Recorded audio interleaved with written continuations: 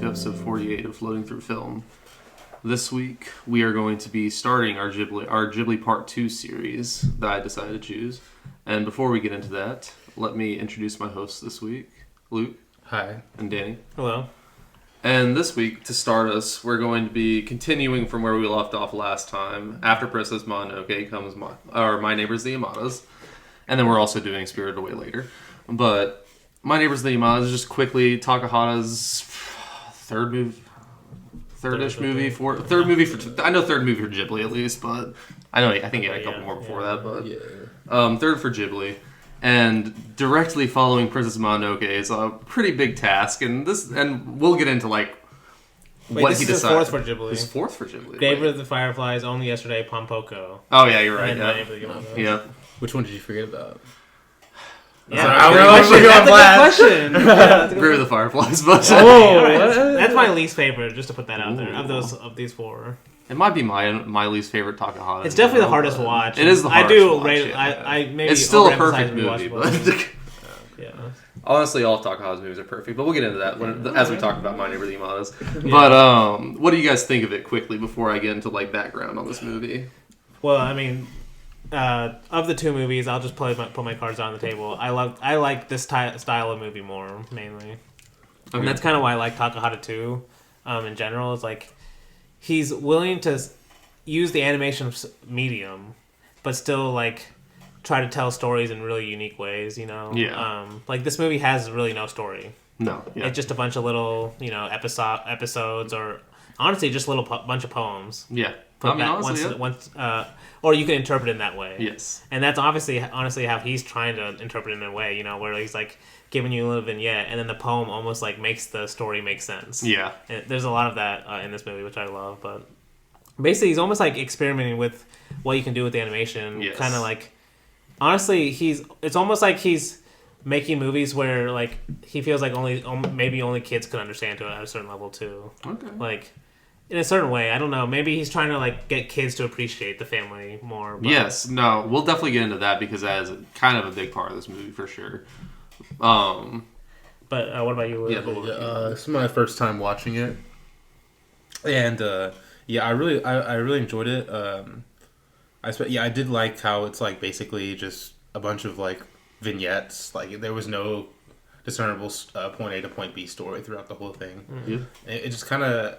It's definitely a movie that's probably gonna be easy to rewatch and it's a movie that just kind of puts a smile on your face. Yes. Just a pick me up movie basically. Yes. And that's what he wanted. It just feels very warm and inviting. That's exactly how he wanted to be. His okay. So first, this was adapted from a newspaper strip in Japan, a newspaper manga, just a 4-page, a four little strip manga. So that's important because everyone in Japan knew these characters, or a lot of people would have known them probably. Them already. So they kind of already have some history with them. Yes, but I feel I already knew. I already felt I knew him so much after the first two of them. That's the thing. Yes. Because we're learning the honestly just little everyday situations these shows based on how I don't want to use extreme, but basically how the different characters react in their little everyday surroundings. You feel you get to know them pretty fast. Yes. Which makes it amazing. But sorry we interrupted. No, you're good. Because what you said earlier about this being basically comfort. That's what he wanted it to be. He didn't want this to be therapy. He wanted it to be a comfort. He wanted it to be comfort. He did. And he wanted it to be comfort mostly because... maybe not mostly because, but he watched Princess Mononoke and he has the same views... I don't want to say the same views Danny does, but he doesn't like his stories told that way. Specifically because he doesn't really think fantasy can prepare people for real life and the real world kind of. He would rather do that by showing a real family going through real problems. Yeah. And that's why this movie is definitely a comfort movie because we've all dealt with stuff like this in our own families. That's why it's so relatable to everyone. Yeah. But he also wanted to make it for kids and just for families in general to look at and say this is honestly what we should be as a family. Is you can you should be able to like say whatever the fuck you want to your family members, and like they won't like hate you for it, you know, for the rest of their life. Like you won't break up or anything like that. Like you should be able to be you around your family, and it'd be like okay, you know. And that's like what Takahata thinks changed, has been like changing in society recently. Like he actually said that in that documentary, and that's included with My Neighbors the Yamadas on the Blu-ray.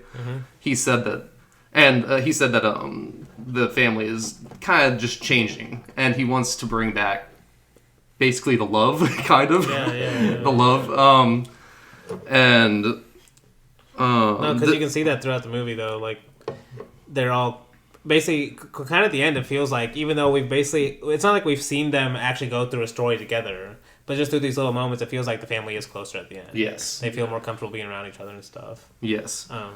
And just on the Mononoke note again, the Mononoke tagline was "Live." And Takahata wanted this tagline to be literally like the ending song of the movie, "Kei Sera Sera," or like whatever will be will be. Like that's kind of his view on life, because, and we'll get into this more as we talk through the movie because it's a huge part of the movie, obviously. But basically, not letting life just like not thinking you're kind of special enough to take on every problem life handles you. Like sometimes life hands you a problem and you just have to say, okay, fuck it, I can't deal with this right now, and I'm just gonna like not even care.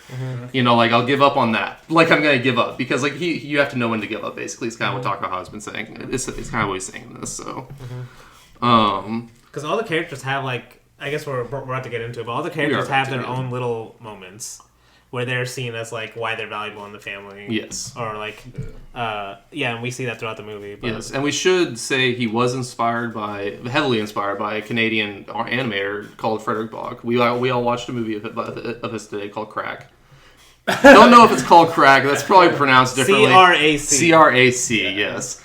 But one of the huge reasons why Takahata was influenced by him is because it kind of changed his opinion on like what animation can be. Like, in Frederick Bach movies, and in at least this movie, My Neighbors the Yamadas, and definitely in Tales of Princess Kaguya too, it's not like the backgrounds aren't made for the characters. It's like the characters are making the backgrounds as they're like basically doing what they're doing in the story. Like there's not a set background like you would see in a Miyazaki movie. Like you start out with like a key animation with a really elaborate background or something. Like this is just literally like the characters are doing something and then like the room fills in as they're walking around it, you know? Like it makes everything feel like it's always moving. It makes everything feel like it's moving, and it makes everything feel like it's on the same plane of existence, because that was another problem he had with Princess Mononoke, is like he felt the foregrounds and backgrounds were a little disconnected because of the different technology. Yes. But because like a lot of the foreground was done hand-drawn animation, a lot of the background was done digital. Okay. And this is also another huge thing about this movie, is this is first fully digitally animated movie for Studio Ghibli.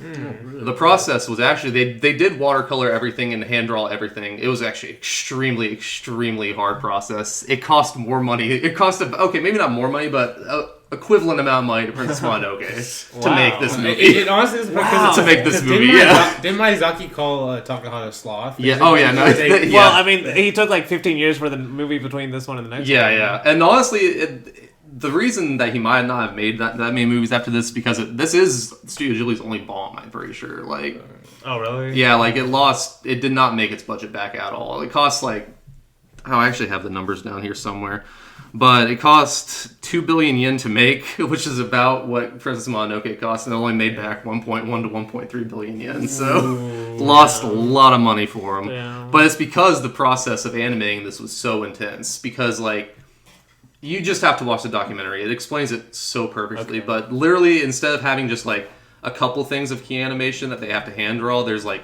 multiple more added into it, because they have to like make everything function and flow better whenever they actually digitally animate it later. It's an extremely intensive process, but that's why it costs so much more to make. But what makes that so special is like you can tell.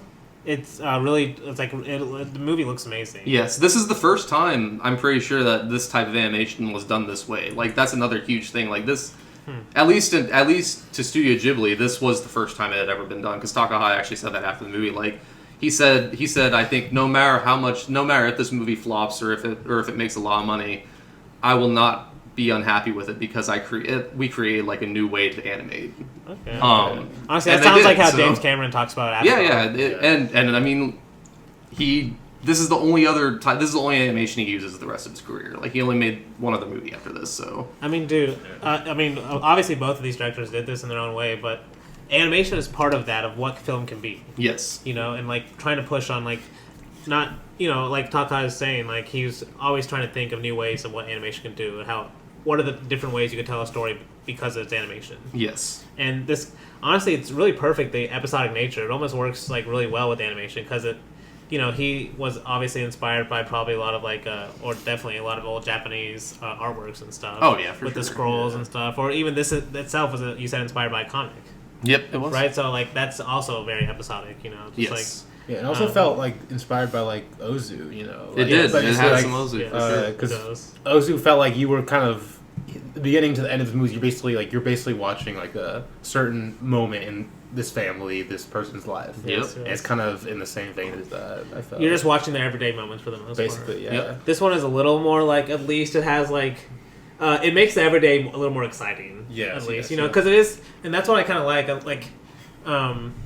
I'm kind of curious how a kid would watch this movie, if they would like it or not. Me too, honestly. Because I want to know, because at it is a very deep movie. It is. That's the thing. That's why I want to know. Like, you could definitely enjoy it on a surface level. Oh, you can. It has. That's what I'm saying. Animation is very fun to watch too, just by itself. Yes. Well, and it also has. It will grow with you the more as you age, because it has something for literally every generation in this movie. So that's part of it. Every generation has their moment, right? Yeah. Like the way they all have their little vignettes, Yes. But they all have their good and bad moments too. It's just like you see that from a lot of perspectives too. It's and he did that on purpose because he wanted to show that families aren't always good. Obviously, but that's part of the reason why they stick together. At least that in his opinion, that's one of the reasons a strong family can stick together is if they actually voice stuff like this and actually be themselves. Like I said before. But we can actually get into the movie now. Okay. So we're actually introduced to the family via Nanako. She opens up with like the moon and everything and the sun, and then her grandma, followed by the mom, and this opening is just showing you every family member and kind of their quirks right off the bat. I'm pretty sure the grandma is like pointing at the flowers of her neighbor or something like that while walking the dog, and then the mom comes up over after her and says, "Oh, Casa, I'm like, what are you doing? Like, you can't be doing this.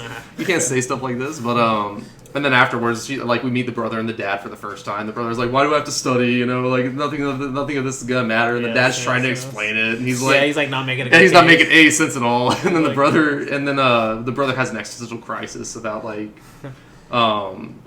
if my mom and dad were different, maybe I would have a better life. Yes. That's a great joke, honestly. No, but honestly, that's one of to me, this is kind of what the movie's about in a lot of ways. Yes. Because honestly, what I think he's trying to say is there is no other you. Yes. This is you, who you are with your family. Yeah. Right. There is no other and they even said that in the movie. Yeah, that's what they're trying says. To explain. It's it doesn't make sense to say you without us, right? Because we're the ones who made you. Yeah. And that's kind of what he's trying to say. What this whole movie is going to be about is it's this family. There was no other way you could have had this, right? So you might as well enjoy these moments. Yeah, and this first 10 minutes are honestly, the first 10 minutes and the last 10 minutes are my favorite part of this movie. I love all the vignettes in between.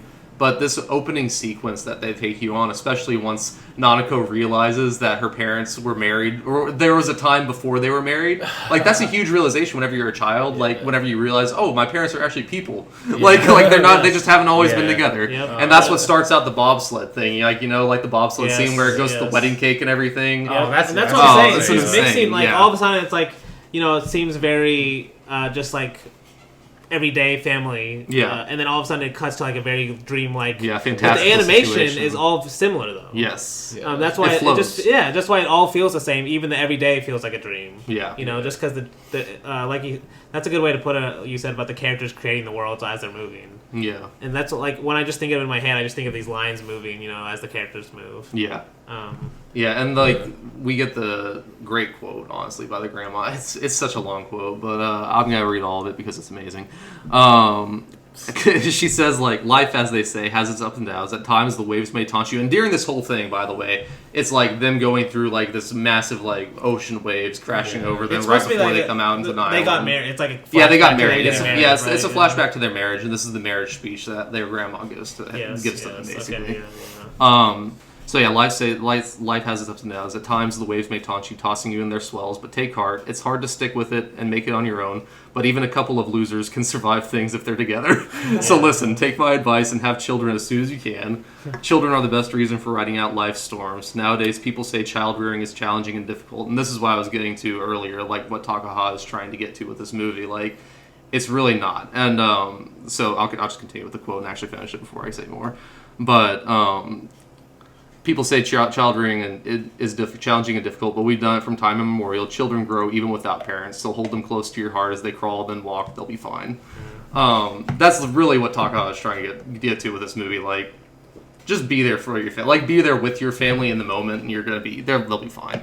Like, you don't have to worry about it, and that's why he is worried about Japanese society, or just like society in general. Like, we don't connect even with our own family members anymore, really, that much. We're also busy. Like, yeah.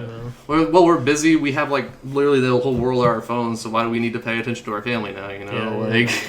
But this was also back in the 90s. But still, it's true, though. There's still the 90s, internet. There's still distractions, like always. Yeah. And during this whole time, this is actually huge Princess Kaguya vibes whenever they're going through the child fields and stuff, because, at least to me, because whenever they find Kaguya for the first time in Princess Kaguya, it's opens up like a petal, and that's literally how Nanako, I'm pretty sure, opens up. Like, he cuts open a tree actually with a samurai sword. Yeah. I haven't seen Princess oh shit, that's the beginning of the movie, but that's a great opening though. No, yeah, that's the beginning. Yeah. And then we have another honestly really great quote of like, if you selfishly please only yourselves, you may lose each other. You'll never see the sharks gathering around you. Yes, that's really good. And then all the sharks gather around, just start watching the TV. And then we get to the first vignette, a family crisis. Okay. Which is whenever they leave Nako at the bar. Yes. And that's what I wanted to mention, because this scene came into my mind specifically when Luke said how this movie feels kind of just easy to watch. Like, I guess you said Takahata said it was like a comfort movie. Yeah. There are certain moments, though, that are very dark, but like I said, the whole movie is treated, animation's the same. Yeah, well, this is dark, but it's dark from some point, like, not from Nako's point of view. No, not from her point of view. Yeah. Once you, like I said, once the poem defines the end, it's not as dark anymore. But while you're watching it, at a certain, if it was filmed a little differently, it could have been really dark. Yeah. The family's not freaking out enough as they maybe should have been. No. Especially at the beginning when they're like, where is she? Yeah. It's definitely relatable, too. Like, it's something that could definitely happen. Oh, yeah, people do it, you know? And what I loved about this scene also is her reaction is like, it's like, they're lost, not me. Yeah. You know, basically. Yes, well, because she, especially because the other kid comes in, he's lost his mom, and she's like, Soka, I see. Your parents get lost all the time. Like, she doesn't think she's lost at all. It's hilarious. She says to him, there's been a lot of missing parents recently. Yeah, there's been a lot of missing parents recently. Yeah, because from her perspective, it just, like, that's the thing. Like, it feels light because all of a sudden, a dark moment is kind of filmed from her perspective where it's not that dark. You know, it's like she's still seeing the world kind of just like she's the adult in that situation also. Like, she's helping someone else. She's helping someone else, and that's how. And when she's telling like the shop, it's so funny. That's how because she's telling the cashier like, he lost his mom, and then she's like, "Oh, did you lose your parents too?" And she's like, "No." Or she's like, "No, my parents are lost. I'm not lost." Oh yeah. Like, she literally tells the person up there. Yeah, all my parents. My parents. All my family. All my family's lost. Yeah, that's basically how she sees it, though. Yeah, that's literally how she sees it. But then, it ends with a family member or a family friend came in. I think her sister, right? They say aunt. Something like that, yeah. So I don't know if it was actually a sister or that's just like a title. Yeah, but honestly, the sweet thing about that is that they didn't even realize until really late in the day because they were out looking for her and stuff like that. That's the family value lesson in the movie. And that's part of this. Because she had been calling their house. Yes, they had been calling, and that reminded me of Ozu, too, because there's a similar in... I want to say early summer when the kids run away. Yes. And then they have to find him, and then they get a call like, "Oh, we finally found him." Yeah. I specifically remember that scene because he moves the camera. That scene. Yeah. He moves the camera in that scene. Oh, okay. Yeah. Yes. Okay, but I can see like that's a little Ozu moment.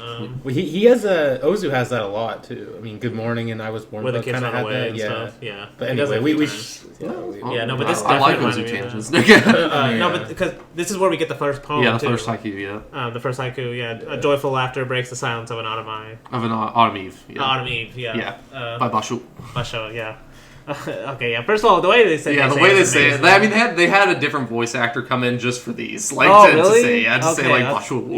Yes. Oh, thanks. So good. I'm glad they did because it's so memorable too. Yes, like, it is. It literally just sticks in my head. But that's what I was saying. That haiku literally changes the way you view that whole little vignette. Yeah. You know, and almost like now if I read that about haiku, I just think of that whole scene in my head. Yeah. You know, and it explains it perfectly. Yeah, and it's literally just like you could be having an awful day, but then like you get home, you hear joyful laughter, like breaks the silence of a bad evening, basically, of an autumn evening. But what it shows, though, because it shows from the outside, the whole family laughing after they found the daughter at that lady's house. Yeah.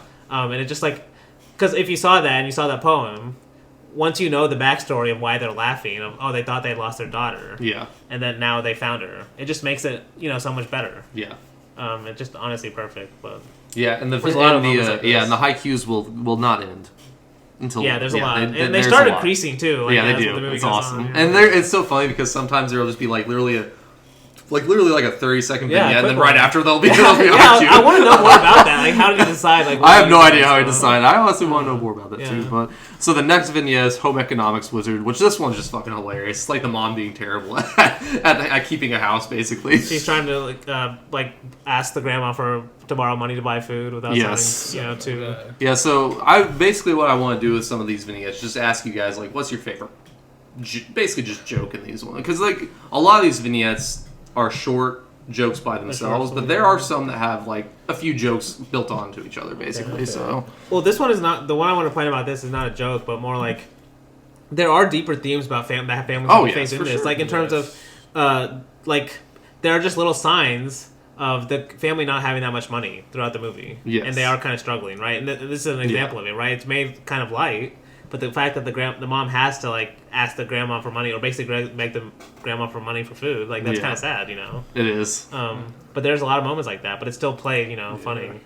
It is or light anyway. I don't want to say light. Funny, yeah, light. And my favorite part of this one actually is whenever it's just part of like her. It builds her personality even more. Of whenever the dad like comes home and says, "Oh, I think the school counselor or something's coming over. We need to tidy up the house." And then he goes, "Why?" He sees the house as a wreck, and she's like freaking out, like, "Oh, someone's coming over." And he goes to like walks and gets the vacuum cleaner, and he like walks back, and he sees her throwing everything out. And he's just like, what the fuck, basically? And she's like, we'll just tell him we're spring cleaning. So instead of like cleaning the house, she just makes it even more dirty. Yeah, that's smart though. Yes. No, yeah, it's just. No, she does have a lot of moments like that. No, she has a ton. There's one where she like, she gets the grandma to cook the food for her.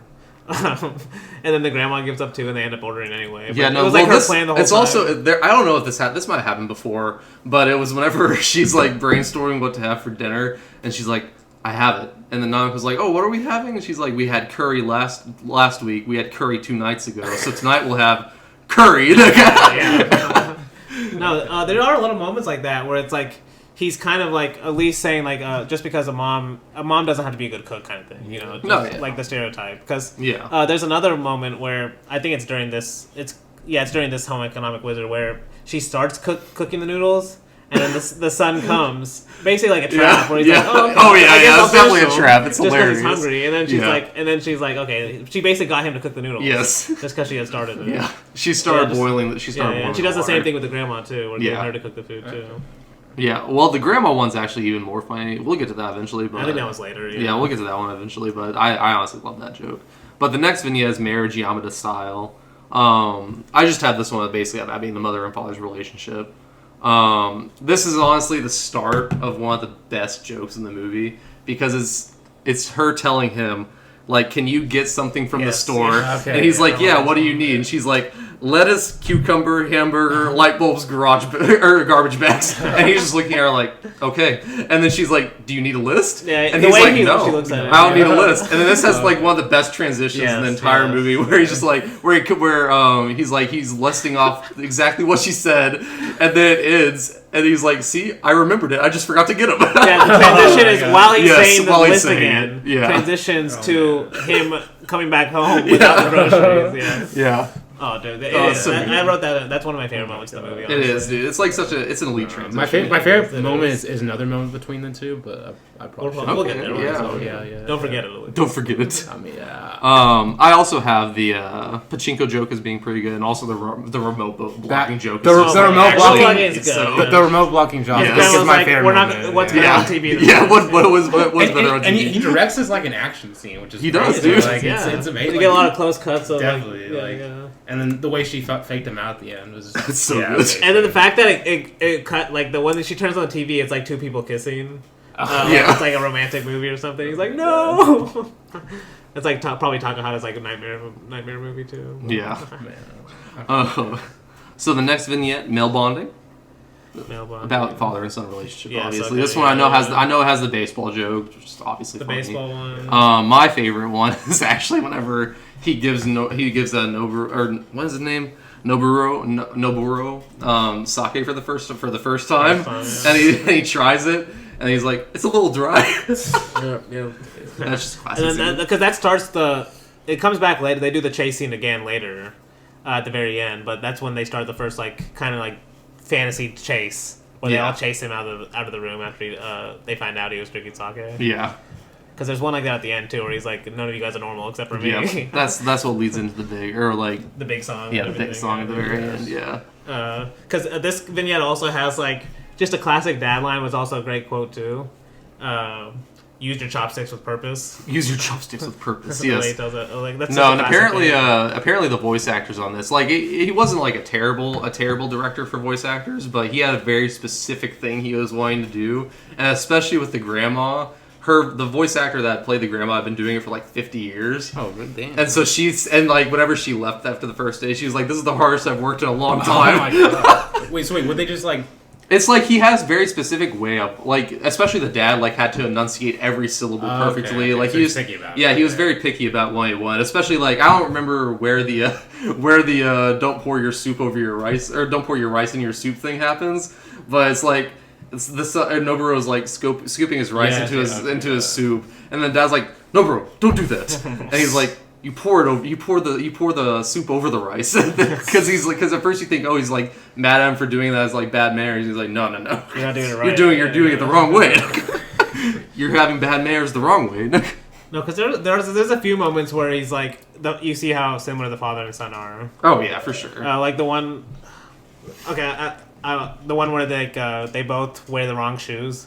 When they leave and they both have to come back and like that's a ginger morning. Yep. That's like a Taki joke, honestly. Honestly, no, we can skip to that vignette. I don't really care. But like ginger morning is a really good vignette because it's like ginger is like makes you forgetful. So literally everyone in the vignette's forgetting something, one thing basically. Yeah. Because the grandma forgets her purse. Yeah. The mom thinks she leaves the kettle on, but then she goes back. She actually turned it off. So no, dude, the grandma leaving her purse is like the best one because it like led up like Nanako forgot her lunch, so the grandma was gonna take her lunch and then buy groceries too, and so she took Nanako's lunch and forgot the purse.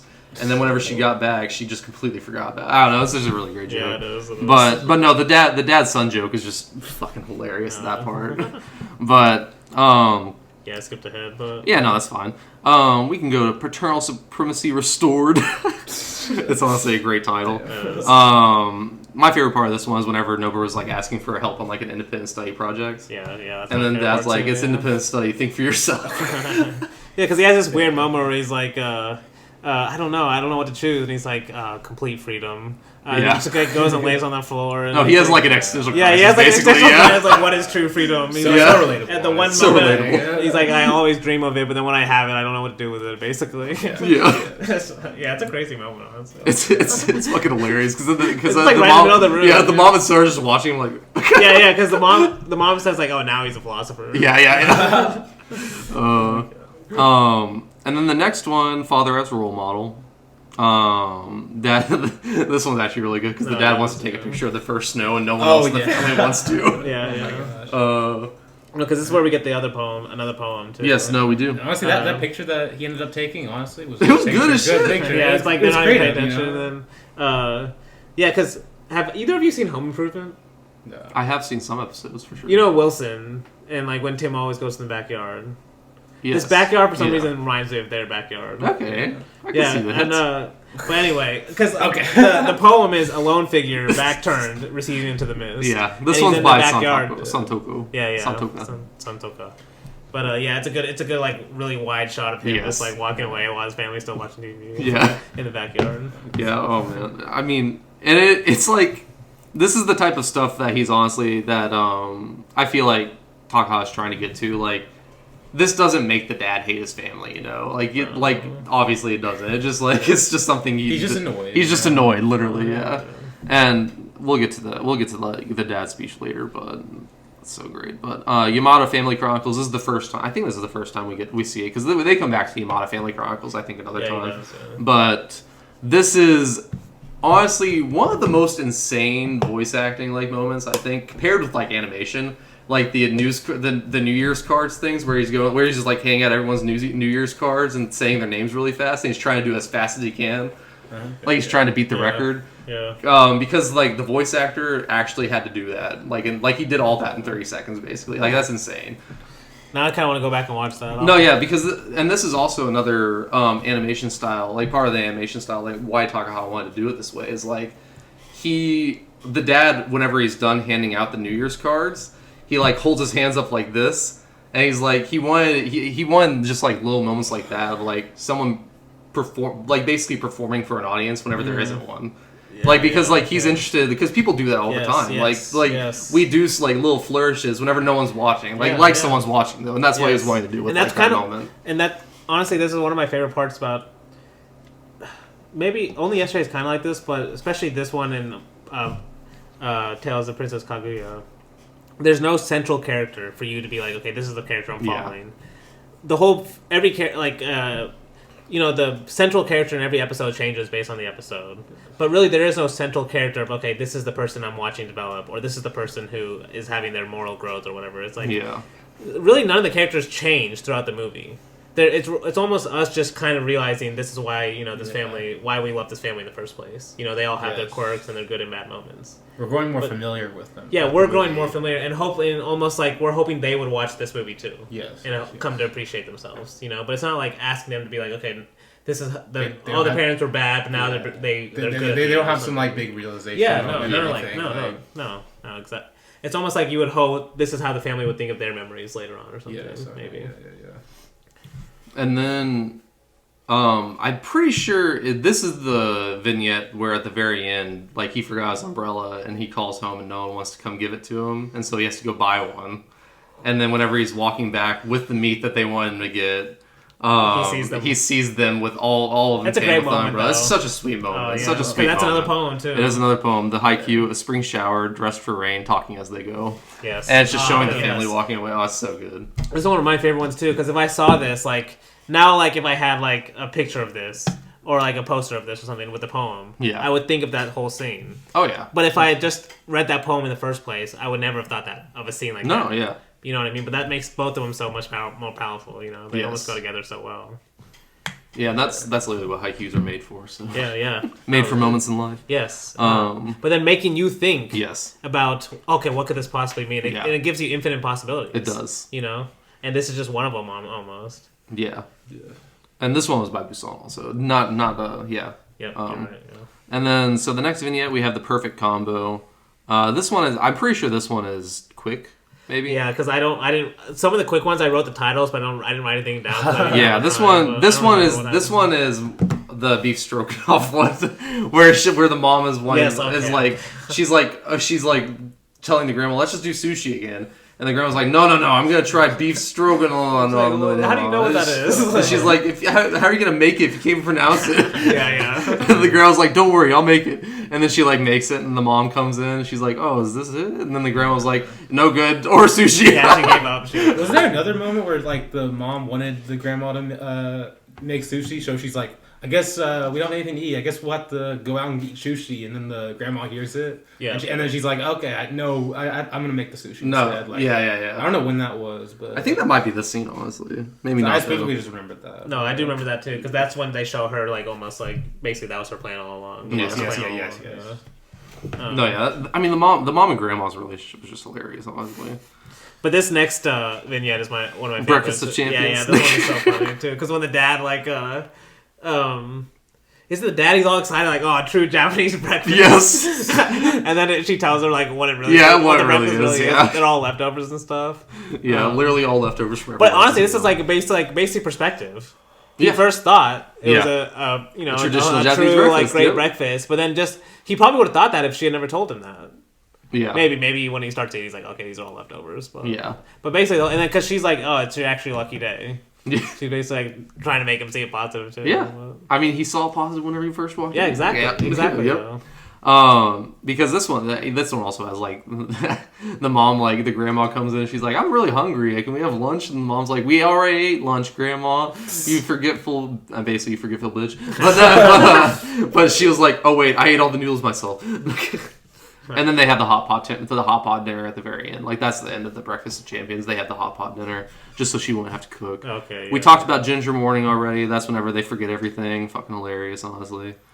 The son forgets more than everyone else too, but no, he does a few times. The next vignette after that one though is called Regret, and this one's just a quick joke about the mom falling asleep listening to like that classical music, like Mahler, the classical musician, and the neighbor knows who it is, and then he gives her credit, and she like without knowing, literally, but. That's literally just, I don't understand why that one's called Regret, but that was just a super quick one. It is. Like, some of these I don't understand why they're called what they are, and that's also one reason why it makes this movie so rewatchable. Yes, because it makes me want to go back and think about it. Yeah, I think this is my third or fourth time seeing this movie. It's still amazing, so still noticing new things. But the next one, Art is Brief, Life is Long. Honestly, a really great vignette. Amazing title. This one's about the grandma and her life getting old. Honestly, like the dark, maybe the darkest. It's just deeper. It's more for the older audience. Yeah, exactly. Yeah, because like this is where the grandma's basically realizing she's getting old, basically. So. Yeah. No, because she's looking at the cherry blossoms. Yeah. Oh, yeah, it's a brutal line too. Like, I wonder how many more times I'll see the cherry blossoms. Because that leads into a great joke, and he's like, Mom, you're only 70. Yeah. She's like, oh, 30 more, okay. And then he's like, 30. Yeah, 30 more, and then the mother just collapses at the end of this or something.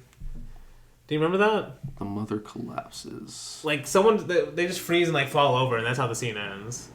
I was wondering why that happened. I feel like I kind of remember that. Something similar to that. No, because the high Q. This one ends with the high Q also. No sign of deaths approach, and the cicadas' voices. And this one's by Basho also. Okay, but that haiku. There's actually another thing that happens before that. Is when the grandma visits her friend in the hospital. Yes, yeah. Because that's a really good moment too, where like the friend that the grandma visits, she's basically explaining like all the hospital drama going on and stuff, and who everyone's there. Basically keeping herself alive though. Yeah. Because when the grandma asks her, okay, well, how are you doing? That's when basically the scene ends. Like the music gets loud, basically saying she doesn't want to talk about that. Yeah. You know, and that's basically why she knows about everyone in this hospital and all the different people in it. Because that's what the poem comes of. No sign of death's approach and the cicadas' voices. You know, basically she doesn't want to think about it. Yeah. You know. Yeah. That's what I'm saying. The movie gets deeper too the more you think about it, or it could just be a fun scene of the grandma visiting her friend in the hospital, and then because you could literally just like that's also just old ladies for sure. Like literally just old ladies. It stays light, but under the surface you can tell there's more there though if you think about it. Yes, and then so the next vignette, age comes more easily than wisdom. This one has the son's troubles with studying grades. Oh, okay, yeah. Because this one, I know it starts with like the tutor joke basically, where it's like. We need to get him a tutor, and it's like, oh, it costs $300 for a tutor. The dad's like, I'll do it for $200. And then the grandma's like, $150, and then the son's like, I'll study harder for $100. Yeah, he's like, that's funny. Just a funny joke. And then does this one end with him getting into the bath and then coming back out with he's like falling asleep basically, and the mom tells him like get into the bath and I'll re-energize him, and then he comes back out and he's like, oh, I can do it, I can do it, and then he just falls asleep again. Luke's probably on that big time right now, but in school. Oh yeah, college life. So I was too tired to recognize what you're saying at first. Because this one ends with the haiku, fleeting dreams, an octopus making its home in a trap, a summer moon. Honestly, a really long haiku. Honestly, yeah, it makes me want to think about that too. Just like fleeting dreams, an octopus making its home in a trap, a summer moon. Did you write all? Wait, did we? This is by Basho. Okay. This one's Basho. Okay. I think all the rest of them are Basho. Ones. Yeah, the rest of them might be Basho. Yeah, I'm pretty sure. Most of them are Basho. There's only two that someone two other people. Next vignette, adolescence. This one's just all about the son, his adolescent love. Oh, dude, my favorite moment of this one is the in the library. If you notice, did you see the books he's actually looking at? Yes, the porn books. Yeah, that's the porn books. One of them, the one he's reaching for says girls. Yeah. The one next to it says nude. Yeah. And so, but it's really fast, so like you don't see it. I had to pause it to see it because I wanted to know what he was picking. I wouldn't know. You want to know if he was picking some Dostoevsky or something? Yeah. Okay. No. I knew because you could tell the way he got nervous when she said. Oh yeah, for sure. Because then he just picks a random book. And then he's like, "Oh, you're so smart." Like, it's like. It's tragedy in Bosnia. Tragedy in Bosnia. Yeah. And then he's like, well, Japan's just a part of a much bigger world. Like, trying to play it off and stuff. Yeah. It's so funny. No, I mean, I love every part of this vignette, honestly, because like this is literally just young love. It was like I think she gave him his crush gave him the umbrella. And he thought it was like just a sweet gesture, and then she ran off to her crush to get under his. She got rejected, and so she comes back and he's like, "No, I'm not." And they fight over the umbrella. Bitch. Yep. And then she ends up calling him later on. That's how the vignette ends with like his family he's actually talking to girls. Yes, they're all like spying on him. Yeah, because this one ends with the haiku: the scent of plums on a mountain path suddenly dawn. Okay. Clearly, just adolescent love. Yes. But. After this, we have more of the Yamada family chronicles, with just a quick vignette where the dad comes home. Once a really good dinner. This is honestly a really great scene. And honestly, a scene. I think this is actually one of the first scenes they showed from the movie, whenever they were doing the promotional tours and stuff, where the dad comes home and is like, "Can I have like a really nice dinner after a hard day of work?" And then the mom says, "We have." Like a red bean paste and a banana. Yes. And the dad's like, "You think I would come home after a long day of work and eat this bean paste and a banana?" And then she's like, okay. And she just lays them on the table and they slowly just like eats the banana. He just starts eating the banana, Right. What else would I eat? I mean, yeah, literally. Because this one also ends with the haiku, turn towards me, I'm lonely too, the autumn dusk. Alright, I have to think more about that one. Yeah. I honestly, what's the direct connection between that scene and to me, this one just feels like he's wanting her to pay more attention to his feelings, basically, or to his needs. But also, it could be read as like he's spending too much time at work, and the mom doesn't want to like cook for him, basically, because he's not with her enough. Like, turn towards me, I'm lonely too, the autumn dusk. They're both lonely. He's thinking about himself instead of her. Yeah, and then she's thinking, same way. For both of them, honestly. Yeah. Next vignette, that one's also by Basho, by the way. Going My Way, another quick vignette about the grandma being environmental. This is my favorite one, though. I love this because it's kind of just this vignette is like maybe like an accelerated version of kind of what this whole movie could be seen as, where like the grandma. This is the vignette with the grandma coming. They're like she's like picking up trash. Yep, she's an environmentalist. Yeah, and she gets mad at the guy for picking up trash like where she wants to, and they're like, "Oh, we'll just share it." And she's like, "No," and she starts drawing the lines of where they pick up trash. And then he says, "Well," and it's amazing. It's an amazing shot because while he's talking about what she how he knows her, basically, he says something about like she hasn't changed in 60 years. Yeah. But while he's saying that, she's drawing the line backwards and she's becoming younger. Yeah. And it's like amazing. It just makes you think of that moment. Like he's literalizing that moment of what he was thinking in his head of. Yeah. She's still the same person after 60 years. No, yeah, it's a beautiful shot too. Oh, it's so good too. Another just amazing transition. And this could have only been done honestly in digital creation. Like that seamless type of transition. I at least I feel like because a lot of the stuff in this movie, there's not a clear transition or cut or anything but like with this changing like.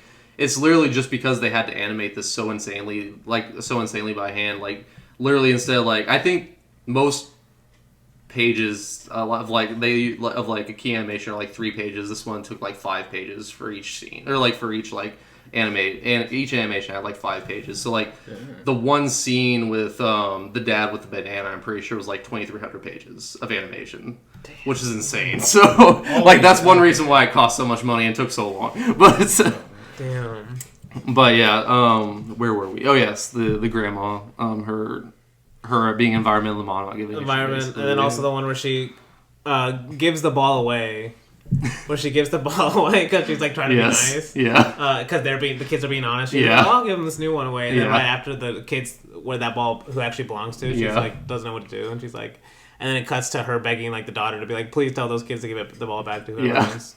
It's like a funny moment of her trying to be nice and it like backfires. Yeah, and the Nanako and having a force on her child. But the next one is this one. This is actually probably the longest one. It's the Fight for Justice. The vignette where the dad, where like it was the motorcycle game vignette. The motorcycle game vignette. Yeah, like the dad, or like there's just this motorcycle game that's kind of been terrorizing the neighborhood, like basically just staying up late, revving their engines really loud, and the grandma wants to stand up to them and all that. Yeah. And she literally like grabs the helmet and the bat and is gonna go out there and take him on. And right whenever she's about to walk out the door, the dad walks in and he's like, "What's going on?" And then she's like, "You don't hear these bikers and stuff like that?" And he's like, "Oh, they'll probably leave eventually," because he's like really scared. He doesn't want to go. And then she's like, "Be a man," basically. And then they make him go out. He's like, "Fine, I'll go out." And then they give him the helmet and all that. Which is actually, I think that helmet is it's like sentimental to them because it was the helmet that they used to build their house or whatever. That's what he says. Yeah. But this is whenever the animation style actually changes for the first time. I feel like it gets like a deeper, like more like I don't want to say like darker, more adult, like kind of cool or something cooler. Like it's more fleshed out. The way he shoots like the motorcycle, the main gang motorcycle guy with the bright lights and stuff is really cool. Oh yeah, the bright light and shadows, man. The shadows in the scene are insane. Yes. No, but we basically see the dad be a coward, and then like the grandma comes and actually gives the speech to them. Yeah, because she gives. That's what scares them off, is her giving them a speech about like being good. About using his like him being like so scary. You can use your powers for good. Basically. Yeah, literally. And then like after this scene is like whenever the dad daydreams about saving his family, you know, like he's the guy on the motorcycle. This is honestly a really great scene too, like really great. He's like a superhero. Yeah, it's like a great. Yeah, it is honestly. It's honestly this is just another thing. Another case of seamless transitions in these like. Yeah, because it transitions from him being a superhero to him just like sitting sad. Yeah. Like I think he's on a swing set or something. Yeah, it's very Ikiru. It's Ikiru vibes. Yes, big honestly, time, that's dude. what I thought of him on the swing set. Just thinking, like. Because this poem also frames it really well too, of how cruel a grasshopper trapped under a warrior's helmet. Yeah, and it works well too because the helmet he was wearing and everything, and just like basically saying that's not his role. Like he's still a dad, but it's like he's not. He's not going to fight a motorcycle gang. You're not that guy, pal. But, You're not that guy. Exactly. Yeah. But then we get to this is kind of what is coming to the end of the movie. Section Chief Yamada. It starts with him basically. He's got a promotion at work. Basically, he's supposed to be there for a client early in the morning, and the wife already assumed he left because she woke up way after him. She woke up late, and she's like downstairs cooking, and she's like, "Oh well, he left his briefcase here. He's gonna need this." And he's like, "Oh, he left everything here." And he's like, "Wait a second, is he here?" Then she goes upstairs, the dude's still sleeping and all that. And he's like, it's so funny because this is like putting this like right after him imagining himself as a superhero is like really great because like he runs out of the house starting so fast. He's like, "I'm gonna make this train," and then he almost makes the train, and he like literally slows down. He has to call his office, and he sounds sick because he literally just ran a mile, but. No, it's over because he still misses the train. Yeah, he still misses the train. He literally almost made it there, but he ran out of gas right whenever he got there. No, it's actually kind of a sweet scene too, because he comes back and rests, and then he decides to go.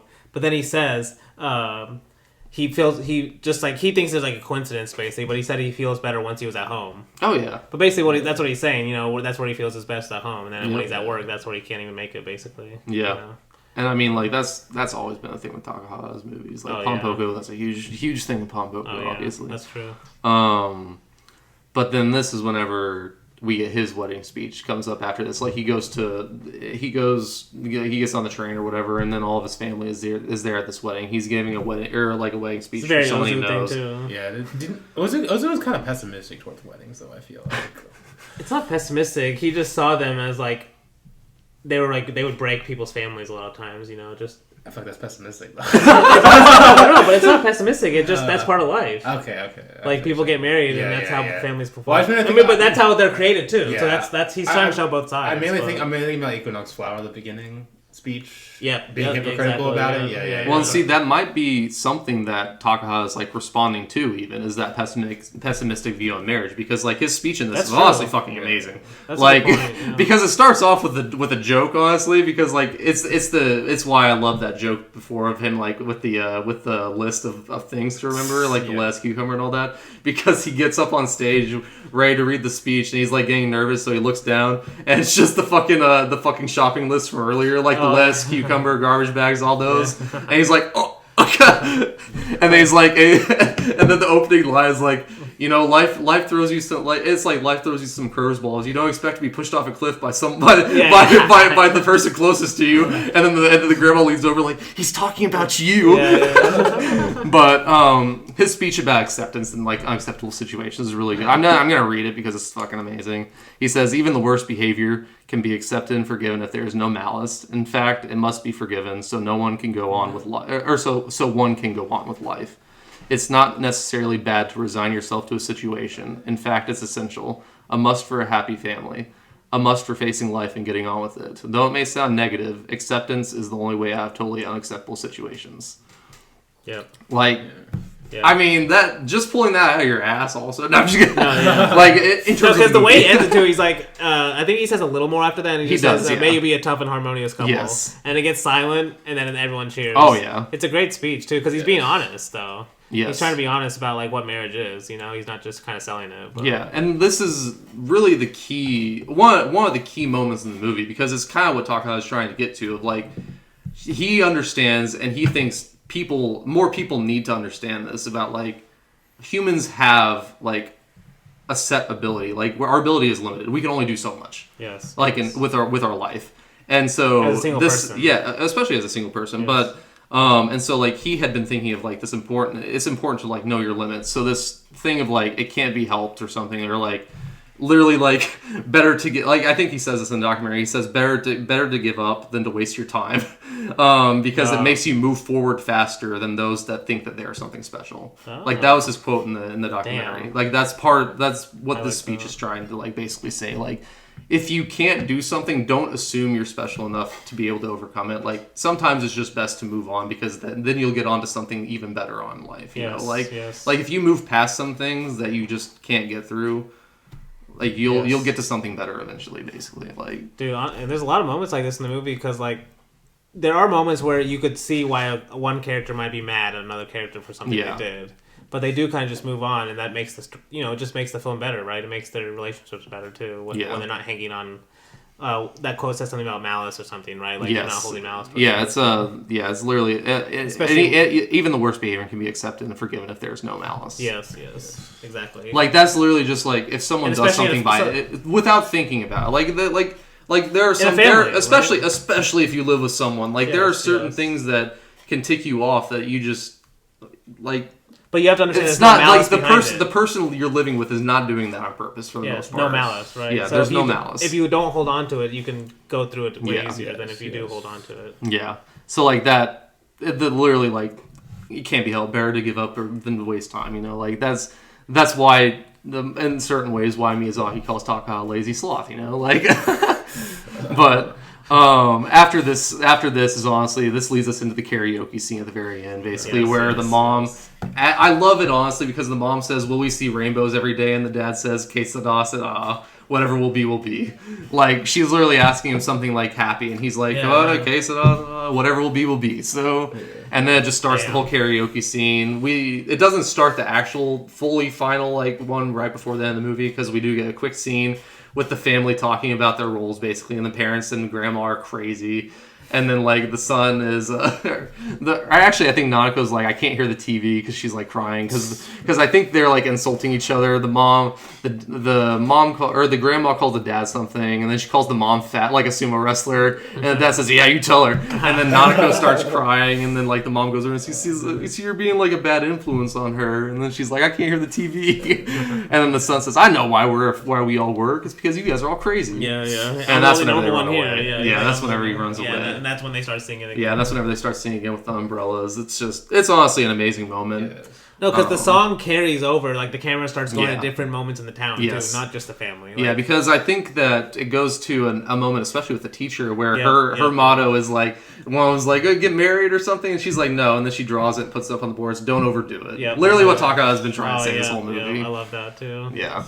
And then it just ends with it ends that song, and then it starts the actual theme song of the movie, which is a great theme song. The composer of it was Akiko Yano. I think she was definitely a Japanese pop star in the 70s and stuff like that, city pop. But no, dude, I love this ending too because it has kind of these two kind of parallel, basically two ways that he's been telling the story of. One of like the fantasy dreamlike aspect of where they literally float in the clouds. I mean, have you seen Tale of Princess Kaguya? No. Okay. I mean, I've already spoiled it, but it's not a spoiler. But basically, that's the way this movie ends. Is with them floating into the clouds. Yeah. But then also it has a second ending of basically them together. It's a very similar shot to when the dad sees the family. Yes, exactly. When they're actually walking together away in real life. Yeah. You know, but it's the same kind of ending, right? It's like the family's together and they're going off in the distance. Yep. And he's basically comparing those two moments. Yeah. Okay. No, I love it, and that's like you said they play the second song at the end of that, or the it ends with the haiku, the ocean and spring, the gentle rolling of the waves all day long by Busan. That's the ending. That's the haiku. That's the last haiku at the end. The ocean and spring, the gentle rolling of the waves all day long. Busan. Okay. Yeah. Damn, by Busan. Yeah, that one's not by Basan. But that ends My Neighbors the Yamadas. Is the Ghibli movie, honestly. I feel like everyone thinks this is the Ghibli movie. I mean, obviously, it kind of is. I'm still gonna say it's the #1 highest grossing in Japan, even though Demon Slayer passed apparently in 2020. But it's made like 32 billion yen in Japan. It's still like insane over there. I mean, it was, at least at the time, Princess Mononoke and Spirited Away were like the two movies that like crossed international borders, basically, like where everyone else in the world got to watch these movies, basically. Mm-hmm. But before we actually get even more into the movie, what did you guys think of this movie? I know Luke especially, this is like one of your favorites, but yeah, it's top 5 probably. I love Spirited Away. It was probably, I think it was the first Ghibli movie I ever watched, actually. And I mean, what does there say? Like, I think the main thing that draws me to this movie is mainly just the world building. How it's the story with her basically going into this world is kind of how your experience with the movie as well. It's parallel to her, basically, you know. Yeah. You're basically, you go into this world for 2 minutes, like an hour and a half, 2 hours, and basically when she leaves, you leave, and it's like you look back at like, wow, that just happened. Like, it's kind of that movie that is kind of like. I mean, the tile's perfect. Like, you're spirited away, literally. Yes. Like, but yeah, there's just so much detail and like different side characters. Like, you could talk about like a lot of like different. We definitely need at some point like here like to like say some of our favorite like background characters, because there's so many that you can just like point out. But yeah, Spirited Away is just amazing and great moments too. Yes. So. But no, I definitely like Spirited Away. Here comes the hater. I'm not a hater. I just, it's my main problem with Spirited Away is it feels a little bit too like narrative, just kind of like, I don't know, just it feels too narrative based. Like we're following a character who's like just clueless through the whole movie, and she's almost just like. She has too important a role to play based on how much she knows about the actual world. Yeah, okay. Like, it's almost like she's like a superhero with no powers, but somehow she's still like finding a way to solve every problem. But I guess, like, in a way, it's part of her dream, I guess, because you could say it's like a dream. I don't know, how would you explain this world she's in? Like, would you say it's a real world? Or would you say... No, it's like, well, it's kind of like a... Because the ending kind of says, like, when, the dragon is flying with her, and then she realizes this is the name of the river that she fell in. And that kind of supposed to be like, all of this is part of, maybe not her dream, maybe just her mind in general. I don't know how to describe it exactly, but no, that's definitely a reading of it. I mean, I feel like the simple version to view this is just like this is a world of the dead. Like they crossed over into a world of the dead, basically, because I mean, these people are just spirits. Like, yeah. like I do like thinking about that aspect too, because one part was like when when she first goes to that world and they all can kind of smell she's human, and then the girl, that woman that's helping her, basically says, "Oh, just let her eat food here a few days, and she'll start to smell like everyone else." And made me think like, oh, is like everyone in this place a former human? You know, definitely some of them might be. You know, it's basically what they're saying is once they start living in this world, they just become part of this world. You know, but they could have been. And that's, I mean, Haku tells her that like basically right at the beginning because she's starting to disappear. Before they even get to the bridge or anything, she's starting to disappear. So he gives her something from the real world to eat so that she can stay connected to the real world. So that's definitely like a part of it for sure. And then another part of it is. It's kind of just like she's just here kind of by happenstance. Yeah. Like her parents literally brought her here. And it's honestly, I love the opening scenes of this movie. Like the opening arrival to this place because the parents literally basically don't give a shit about her at all. It's so, because I don't know if we all have this experience as a kid, like when your parents would be like super open to like strange, to something in public and you'd be like cringing at them and stuff. It's so relatable. That part, but it's like, of course, his dad wants to go see this man. Yeah, he's driving like super fast too. Like, it's literally, it's supposed to give you that feeling of you're being transported to another world. And then whenever they actually walk through, I think she literally says that, it's the wind's pulling us in. He's trying to pull them into the world. And he goes to a POV shot, doesn't he too? And it's like really like detail-y, more like the animation's like a lot more like realistic. It feels like. Yeah. Yeah, like. I love that too, that moment. And this also has the Miyazaki theme of like people moving away. Oh yeah, they're moving. They're moving to their new home. Yeah, but like almost comparing a new home to a new world. Yeah, a new situation. Yeah. And I guess that's kind of the frame of mind she is in any way going into this new place. Anyway, is she's about to meet all these new people. Yeah, and that's another what I should have said. One of the theories about this movie is that Miyazaki made this, and this is just like a stand-in basically for like Ghibli. Like Studio Ghibli, like he's kind of like Yubaba, and like Toshio Suzuki's kind of like the old what's his name? Starts with the C, but the old man doing like all the bathhouse stuff. Like he does all the herbs for the steams and all that. Oh, okay, yeah. Like that's basically Toshio Suzuki. He's the one that makes the whole thing run. But Dr. Eggman, with the long arms, with the long arms, 6 arms, Yes. But. That first opening scene, whenever. What about you though? Your thoughts? My thoughts on the movie. Okay, yeah, I forgot. I did that again. Yeah, I just dropped right in. No, my thoughts on the movie. It's not S tier Ghibli for me. It's not one of my favorite Miyazaki's either.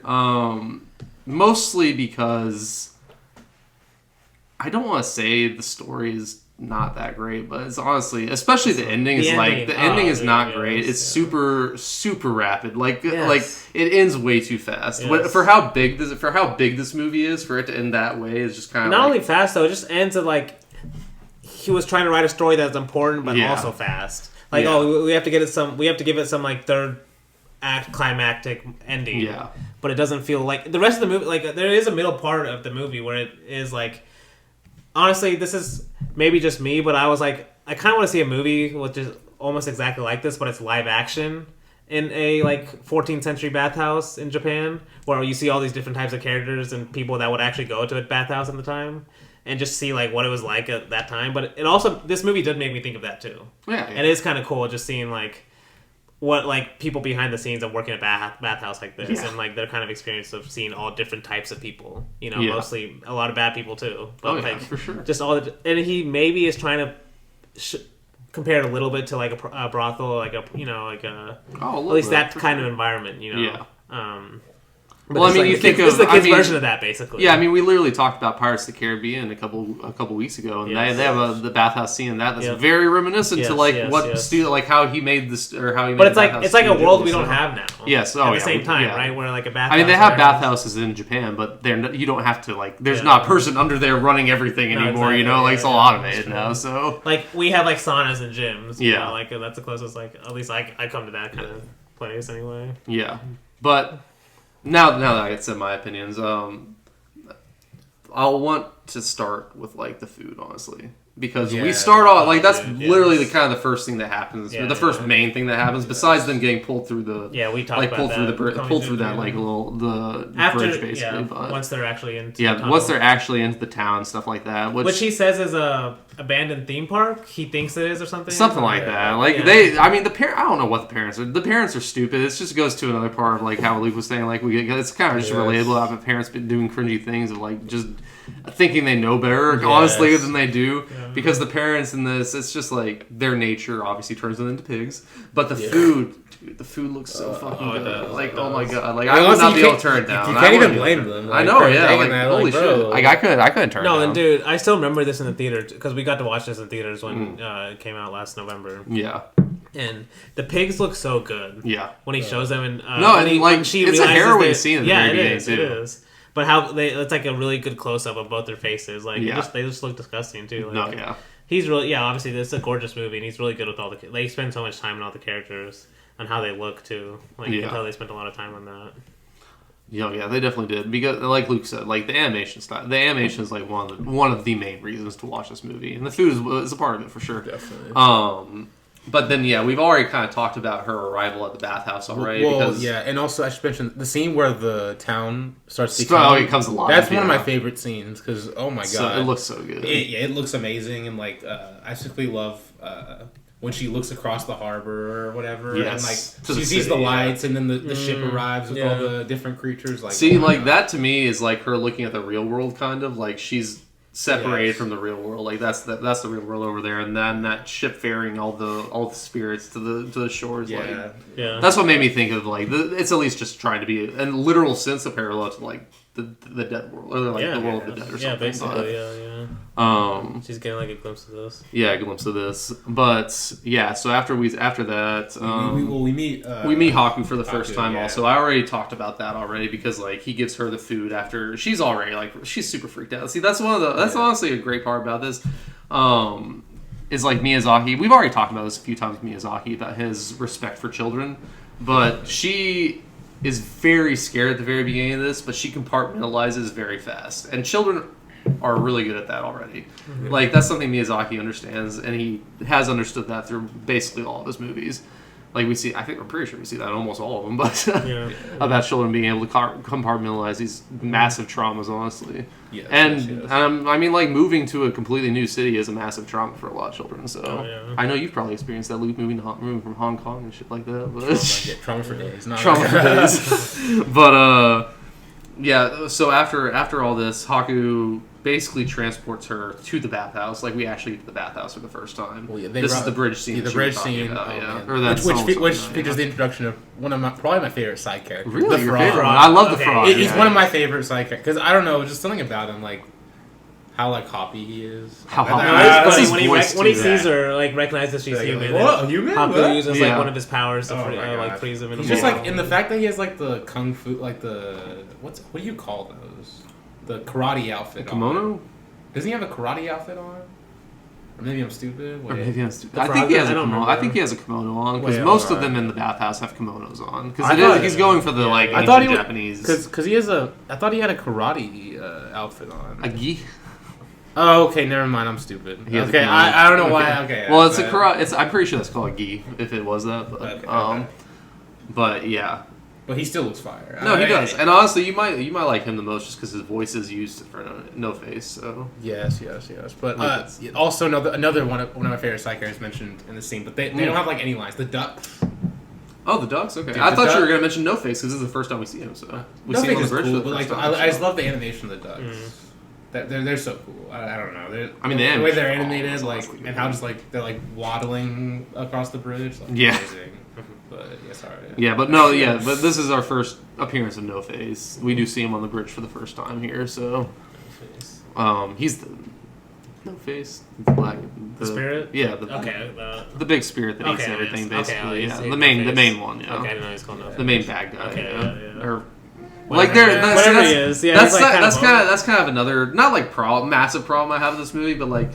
Yubaba and No Face are kind of villains, but then also not villains at all. Like it feels like Miyazaki doesn't want to fully villainize them like he would have in I guess even Princess Mononoke we have that the female character running her own village that's kind of villainous, but really not, because you kind of understand her point of view too. Yeah. But in this one, like, Yubaba's kind of just a bitch. So, but I think he's trying to do that with Yubaba too. I think he is. Well, and if everyone respects her there, but she's still kind of a villain. And if you buy into this being Ghibli, this is honestly just Miyazaki's view of himself, and he is very self-reflective. Like, he does know he's very hard on his employees. So, but yeah. So he gets across the bridge finally. Basically just gives her a vision of where to go, and she meets Kojima for the first time. That's the guy with and also she mentioned when she's going down those steps. Scary as hell. Oh my god. Scary as hell. I don't blame her for being scared. I would be like terrified. No, dude. I mean, I remember as a kid, literally, if steps were too steep for me, I would do exactly what she was doing and just slide down on my ass. But then then the thing breaks and she just has to run down.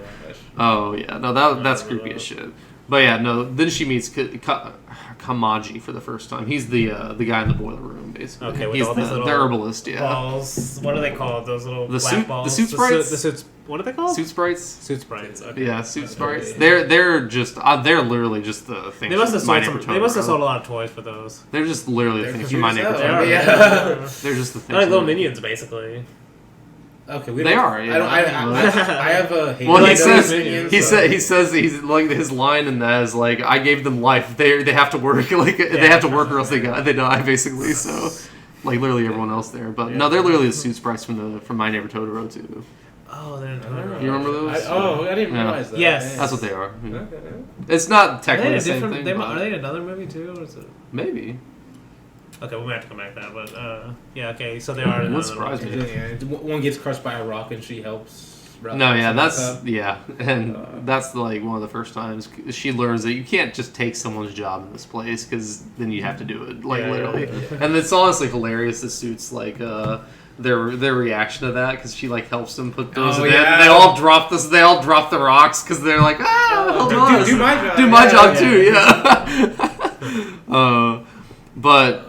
Basically, Kamaji tells her that she has to meet Yubaba, which this is the first time. I don't think this is not the first time we've had mention of Yubaba, because I think Haku mentions her before. And also, we see him flying in the sky. Yeah, we see her once flying in the sky because Haku has to hide them for a sec just to make sure.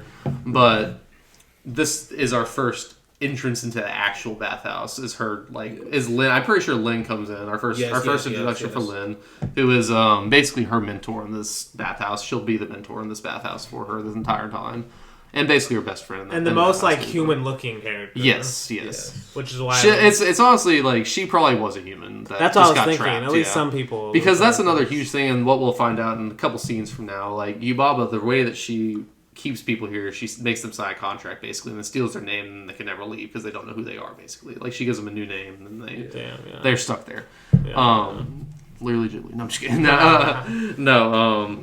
But that was getting ahead of myself. So this is literally just a showcase for the bathhouse. Yeah, like her walking through it. Yeah, there's just a showcase for the bathhouse, and literally everyone that's inside of it. And then the elevator scene with the big guy. Yeah, what is his name? They call him the Mushroom Spirit or something. No, he just looks kind of goofy. He just looks kind of goofy. But he ends up helping her. No, it's the Radish Spirit. The Radish Spirit. Oh, Radish. And they call him the Radish Spirit just because he looks like a radish, I guess. But he hides him from. Because there's it's the frog. It's one of the frog minions, because for some reason toasted newts are like really like or roasted newts are really like a delicacy in this world apparently, but yeah, because that's actually a scene kind of like how I'm pretty sure you were just saying, like bathhouses had all types of people. Like we see the people that want her caught for Yubaba so that they can get a reward, and then we see like just a tenant that's really nice and wants her to just like survive basically, just helping her out and stuff like that. But like are there any like specific animations or like animation, like any part of this animation that like that stood out to you guys besides the Radish Spirit? That's the part I remember most before this. I mean, honestly, yes. It's literally just... This is right before he meets Yubaba. Yeah, it's right before we meet Yubaba. Because the Yubaba scene had some cool animation when like Yubaba's like controlling her to go through the doors to get to her or whatever. Well, it's just like... She opens up the elevator and like Yubaba's like, come here. And then she literally just pulls her through like a ridiculous amount of doors, basically. Comical amount of doors. Literally just her showing off. But... Oh yeah, before this, I'm pretty sure Haku told her that like one of the main plot points from earlier is like Haku told her that she has to ask Yubaba for a job or else she'll and like keep asking and keep being adamant about it. Yeah, yeah, and so like that's what she does in the scene. Like every time she can talk, she's like, "Give me a job," because Yubaba like closes her mouth a few times. And then this is honestly, we'll ask this. Well, these are my favorite side characters, the three heads. I love her three heads, man. The three heads are so funny. Just the oi, oi, oi, oi. This is when we meet the baby, too. Yes, this is where we meet the baby, too, because she's being too loud, and so she wakes the baby up. And there's just a giant... We don't actually see... I don't remember if we see his face for the first time in this, but all we see is, like, Yubaba looking through the curtain, and then she gets kicked in the face by a giant foot. Oh, my God. And then this is basically how she just bribes her way in, because she's like, she's not going to shut up until she gets a job, so... She just gives her a job. Her new name is Sin. Sin, yeah. And that's how, that's the first or the first utterance of, like, her taking your name, basically. And that's how she controls you. Yes. So after this, the next main plot point is she gets to see, or, like, Haku takes her to see her parents. Chihiro to see her parents. Honestly, a really sad scene because... Yeah. You just walk in and there's like at least I guess this scene is just the two pigs, thankfully. But like we do come back to the scene like a couple scenes later where she comes down and she because she it was after that she helped the river spirit because she got that thing and she was gonna give it to her parents and there's like all of them in there, but no, like this scene she's just like literally kind of just breaking down. Yeah. And I'm pretty sure right after this Haku gives her the like rice balls and stuff to give her energy back because she just had a really rough day. Yeah. And it's honestly a really sweet scene because it's just like the moment finally caught up to her. Like no matter how strong you are, even as a kid, like you're gonna have to cry sometimes. You know, like and I mean it takes energy to cry, you know? Especially if you have your life ripped away from you all exactly. of a sudden, like, yeah, this is also the second time we saw No Face while she was waiting for Haku on the bridge, but... Okay, yeah. But then the next major plot thing, first day at the job. Yes. Oh, man, because, like, literally no one wants her there at all, because they didn't even believe that Yubaba let her stay. Yeah. They were like, Yubaba wouldn't hire a human. Yeah, and then they have to, like, basically trick them into thinking that it's, like, a burden for... the woman that's taking care of her to be like, okay, I guess I'll do it. Like, yeah, but Lynn is actually the only one that actually she doesn't care. Lynn, she doesn't care at all. So she's basically just trying to show her the ropes. Yeah. One of the next major big things I have in my notes, at least, is that it's raining outside and she sees No Face. Yes, and she leaves the door open for him, which basically kicks off everything bad that happens eventually. Yeah. But literally, her first day on the job. They give her the worst job possible. Her and Lynn, they give her the big tub. Yeah. And Lynn's really funny in this because she's like, that's frog work. Like, it's hilarious. Because all the frogs just start laughing at her, too. But, yeah, and then she... they're like the currency to get more water cleaner or whatever. The charms or whatever. Yeah, the charms. Like, No Face sneaks her like a ton, basically. Yeah. And then Yeah, because, like... They are cleaning the big tub, and they don't want to help her at all, so they don't want to give her any of these charms that would help with the process. They're like, just use your elbow grease, basically. Like, just put your back into it. And then No Face just throws her that charm, and she goes off and runs and puts it on and stuff like that, and helps. It's a cool shot when she opens the water. Yeah, oh yeah, no, like... It's a great shot. Well, just the way he makes me want water in this all this movie is like... Especially in the bathhouse, it looks so like I don't know. It looks so relaxing. It looks so satisfying. Like it would be so nice to sit in a bathtub like that. It makes me want to go into a bathhouse like that. I mean, if we ever go to Japan, we're definitely going to a bathhouse, but together, obviously, it's their public bathhouse. Their public bathhouse. They actually have a Spirited Away bathhouse. Damn, really? Yeah, for sure. So I can get pelted in that big tub. Hey, I'm down. But this is literally like the worst first day ever because then the Sting Spirit comes. They can literally... The funniest thing about this thing is they can smell it from miles away. Like, Yubaba's like, I feel something coming. And then she's like hiding all of her jewels and stuff like that. But yeah, then this just giant Sting Spirit comes. This is probably my favorite scene in the entire movie is this whole sequence. Yeah. Because it's just filmed perfectly in my opinion. Like, you believe this thing is just the most disgusting thing ever. Just the way it walks and then the way everyone reacts to it is like they walk, like especially whenever he walks in Yeah, Chihiro has just like this worst grimace on her face, and it's like the smell finally hits him, and then like the shivers go up her like slowly, and then she just stand there. I don't know. I just love how everything's animated in the scene, and just like how satisfying it is when they finally like pull the thing out. Yes, of her, no, because this is actually, I mean, this is obviously like something all Ghibli movies about like environmentalism, but I mean, a river spirit, like this is literally what Japan thought, or a lot of countries in past religions thought of, like a river would have a spirit connected to it, you know, like it's alive, like a river is alive, which it is, but I mean maybe there are river spirits, you never know. But I mean, river spirits are huge in mythology, and whenever they actually get that bicycle handle, that's what it is at first, out of it, because they realize that this is no ordinary seeing spirit whenever it finally starts to get everything off of it. Just another reason why this scene is fucking disgusting, because like the first time she dumps all the water on it, it just gets so brown, then just like the brown doesn't go away and just makes everything else brown. She's walking through all this sludge trying to like get everything like put on, like trying to put all those charms on. And she's in like the heat of battle too. Exactly, like no one's helping her at all, because Lynn went to go get breakfast for them. Like just imagine having to do this on an empty stomach too. Oh my god, it couldn't be me.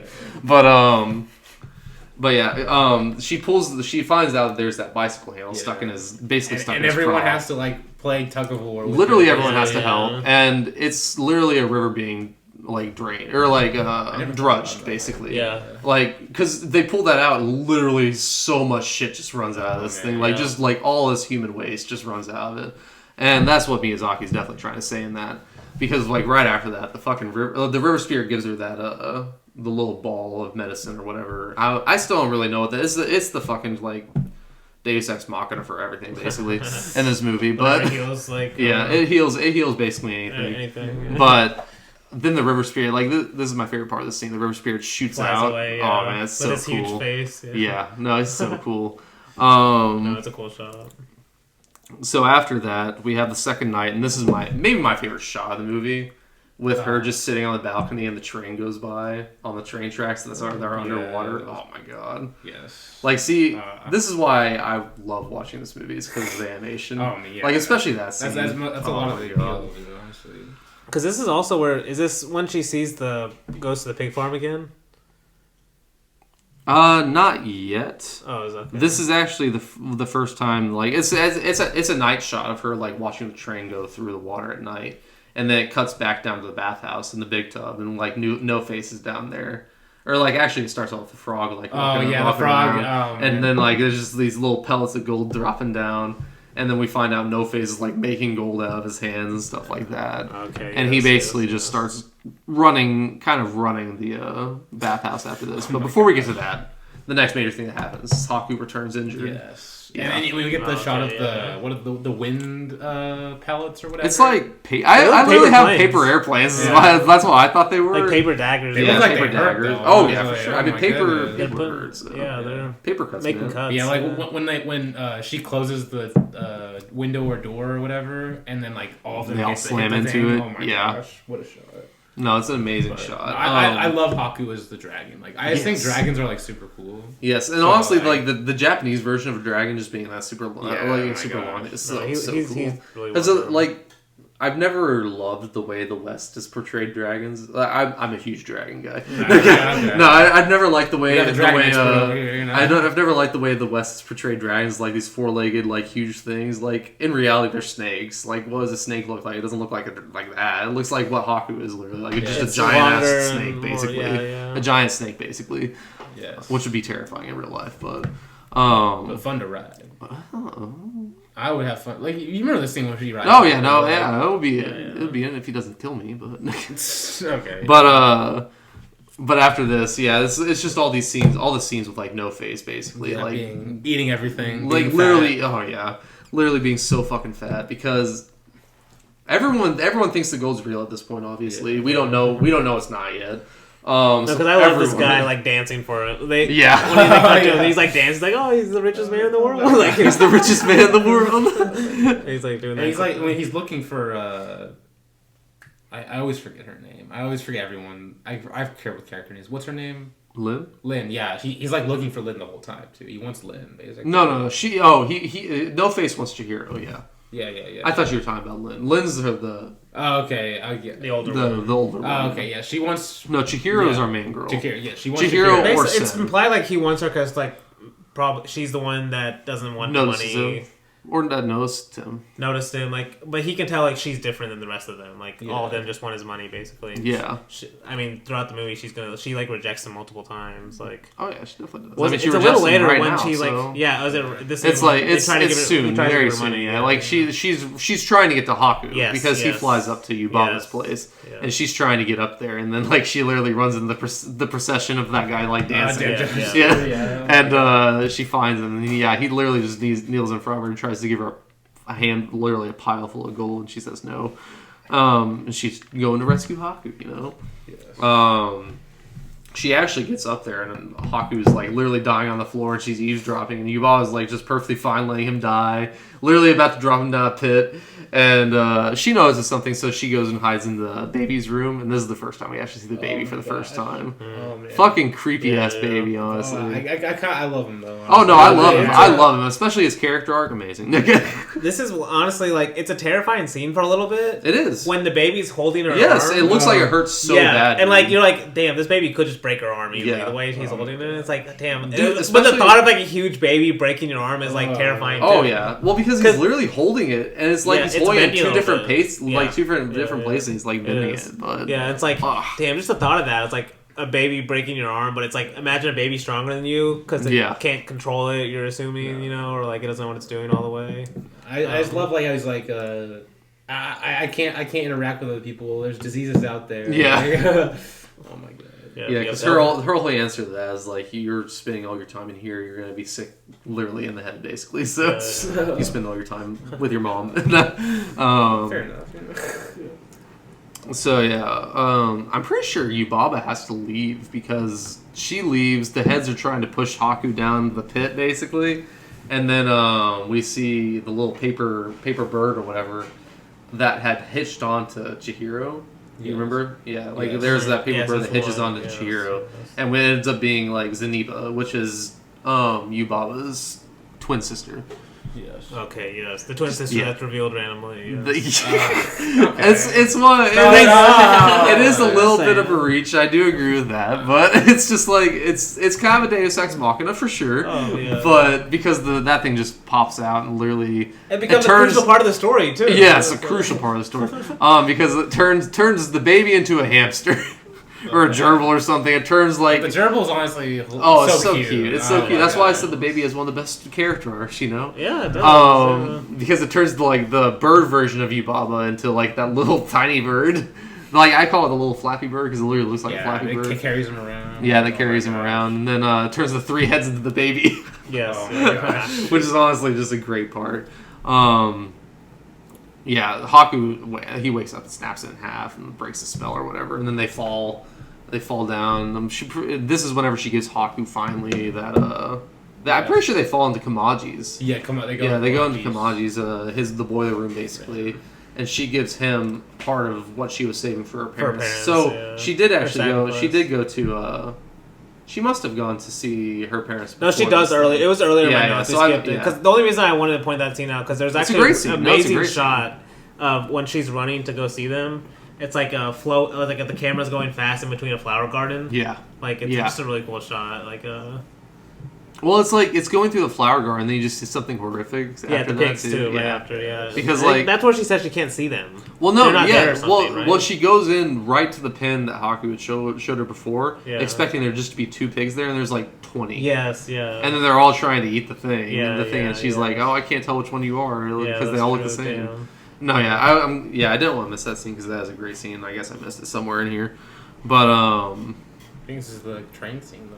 No, almost because the funny thing, I actually really like the scene of her giving Haku the medicine because whenever he spits out the golden seal or whatever, like that's one of the things that she thought was giving him this condition of like him like being in this coma.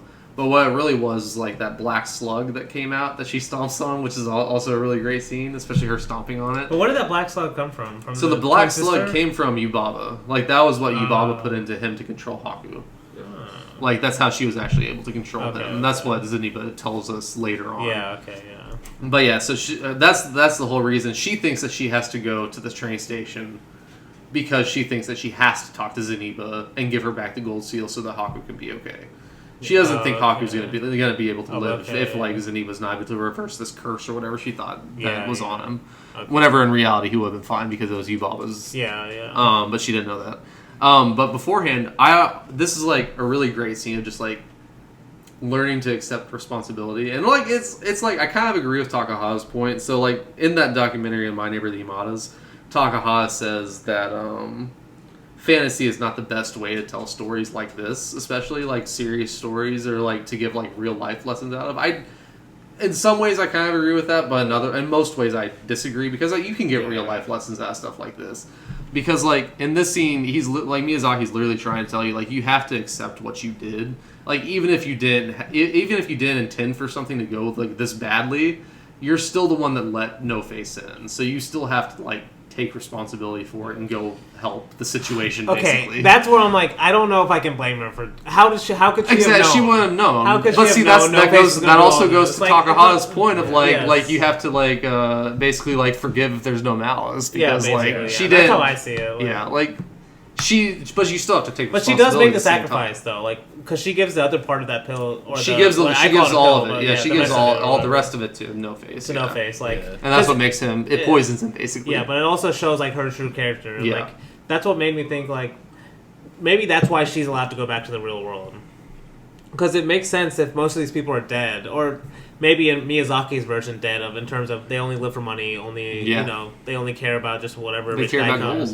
Yeah, but she's the one that's willing to be like basically sacrifice even her parents. Yep. For first Haku, which is at least a friend, but then also this No Face spirit, which is basically the literally it's literally just a guy trying to advance, like giving her unwanted advances. Yes, exactly. Like she doesn't want to it be could be his seen wife, creepier basically. too. Like that's how I always see it, is like he wants her as a bride. Basically. Yeah, no, that's what I'm saying. It could be if it was like a darker movie or a live action, it'd be a brothel instead. Yeah, for sure. But yeah, that's why she's more pure-hearted too, which maybe is why she's allowed to go back to the real world. Could be for sure. Well, because everyone loves her too. Yeah, that's true. They all come over by the end. No, and honestly, one of the best parts of the movie is the end with the test.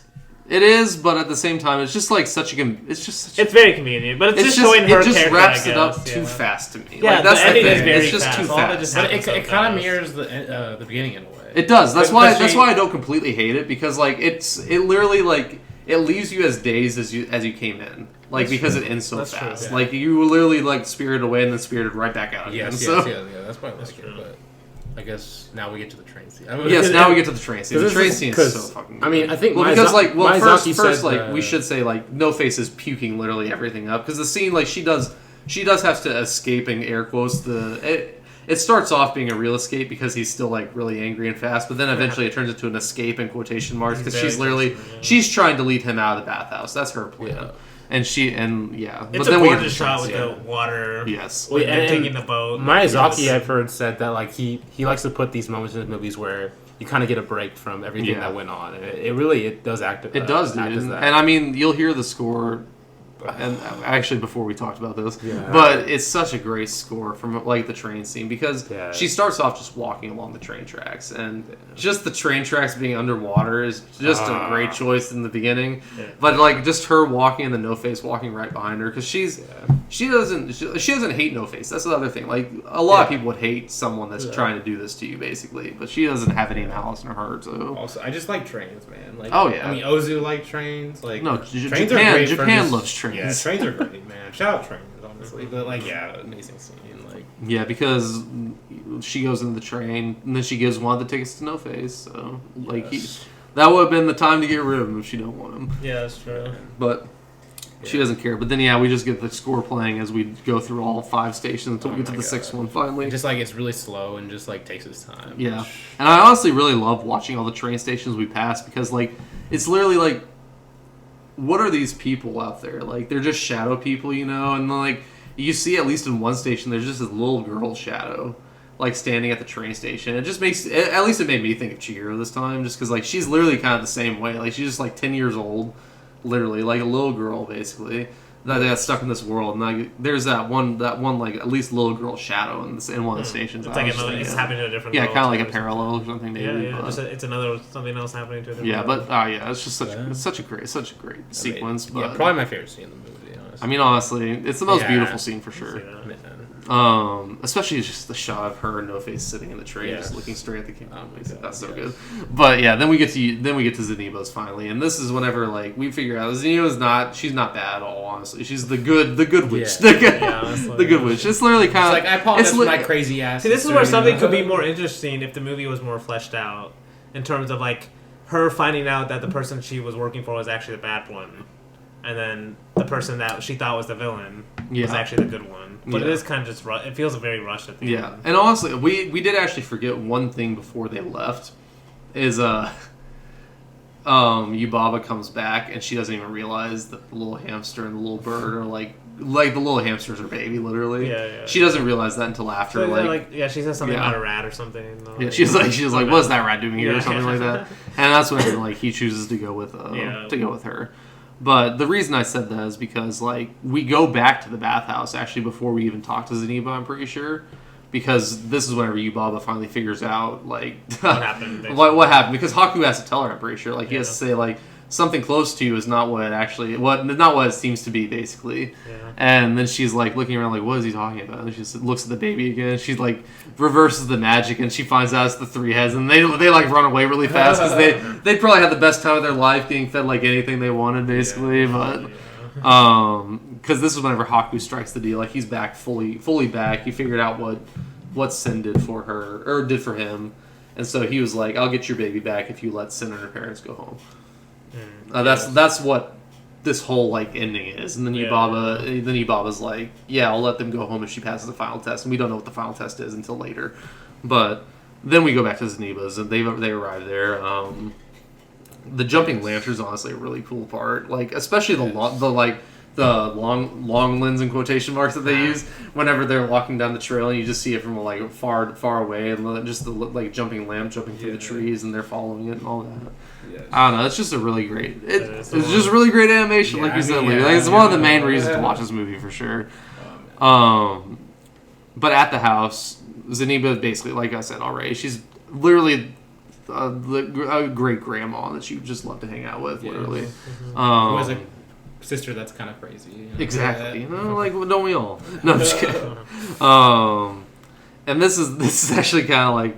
Whenever we were talking during the break, like how it kind of sounds like a Disney movie, I literally have in my notes like Zeniba reveals that the black slug was actually put into Haku by Yubaba to control him, and only love broke the spell. And I was like, oh, this is a little fucking cornball, but we can let that. But Zeniba has a great quote in this sequence and that leads to like. Chihiro, like, remembering Haku's name.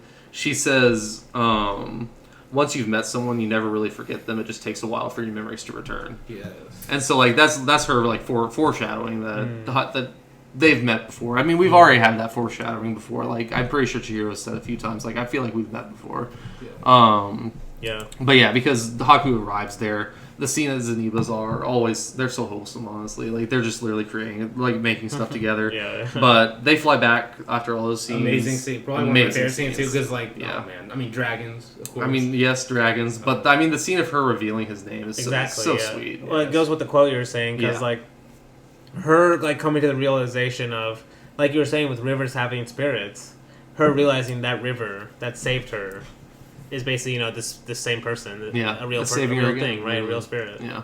And just kind of meeting that spirit again and realizing it's the same as that river. It's a great moment. It is. And his name is Kalaku River, but solid name. But it's a really great animation. Whenever she tells him the name, especially, she's like, "I remember your real name is Kalaku," and then his eyes go real big, and his dragon form just completely disappears. And they just start falling. And they just start free falling. It's just a great thing.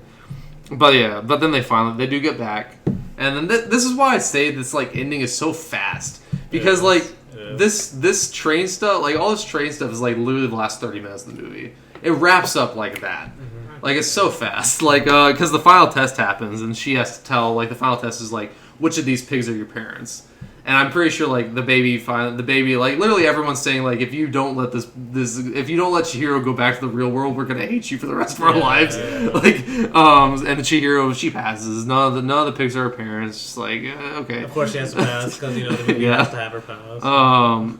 And then this is what leads. How to, does she make a decision though? That's what I want to know. No, I don't know. Still. She just knows it. It's the power of love. Miyazaki has been asked this question so many times and in like really? interviews by fans, and he's gotten to the point where he's like, "Stop asking me about this. I don't give a shit." Like, I could, yeah. I mean, if you know Miyazaki, you should not be asking him. No, yes, exactly. But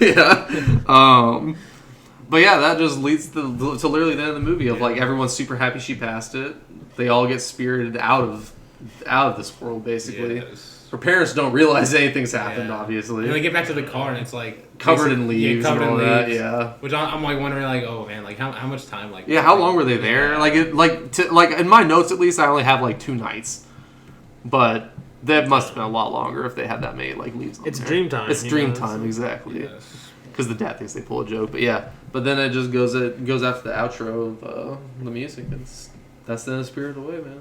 Yeah, amazing movie. It is an amazing movie. I knew we were gonna go shorter on this just because I love My Neighbors the Yamadas a lot more than Spirited Away, but Spirited Away is still a very great. It's only a movie. 15-minute difference. So okay, we're going pretty close on both. So. No, yeah, Spirited Away is still a great movie. Like, don't listen to Danny's.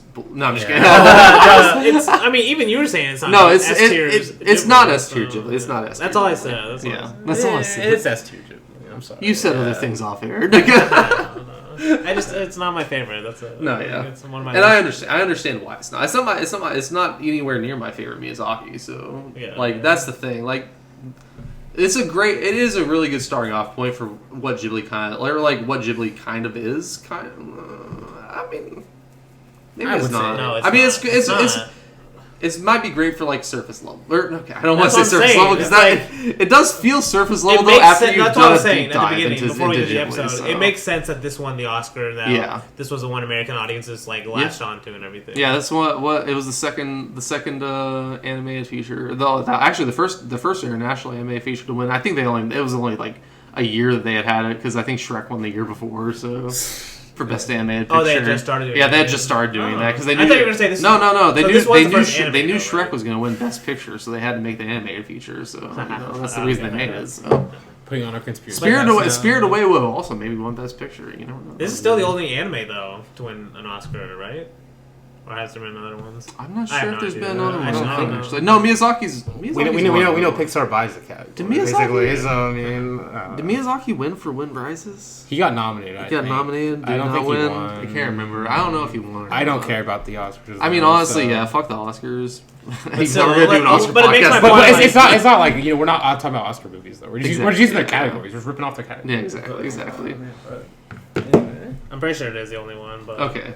But either way, yeah. No, it definitely makes sense why. It's very easily translatable too. Like that's one reason why Takahata's movies have taken so much longer is because there's a lot of nuance in Takahata's movies that Japanese people will understand that other people won't because it's just hard to translate. Yeah. Like especially Only Yesterday.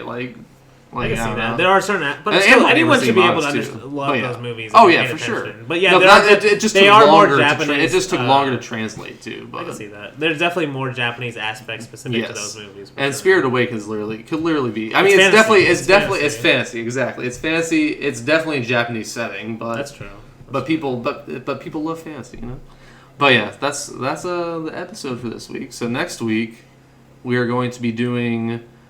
Actually, this is Miyazaki's double features, Goro and Hayao. Okay. So we're going to be doing Howl's Moving Castle, which we'll get into it next week, I guess. But it's one of my least favorite Ghiblis. Oh. I'm open for change. I'm open for change though because I do love the animation style in this movie so much. But And I do think there's more going on in the movie than I gave it credit for whenever I first watched it a few years ago. Yeah. So It's a movie. There's a lot going on. yeah. So, I think I'm going to like it a lot more this time. But then we're going to be doing Tales from Earthsea, which is just dog shit. So I've seen the movie. It's fucking terrible. But we're doing it. We need a Studio Ghibli that fails at what it does. I wanted to do at least one girl, and I just feel like we should do both. So I mean, we're definitely doing it from Up on Poppy Hill, but that one's at least a little bit better. Put in the same episode as his father. Exactly. Both of them are going to be the same episode as his father. So. The poster looks kind of cool, though. I'm not gonna lie. Don't be deceived. It's terrible. All right. Okay. Watch me love this movie. Oh my god. You're gonna love it just to be contrarian. No. I'm gonna love it. I'm putting that on air right now. No, but until next week, we hope to see you floating through the clouds.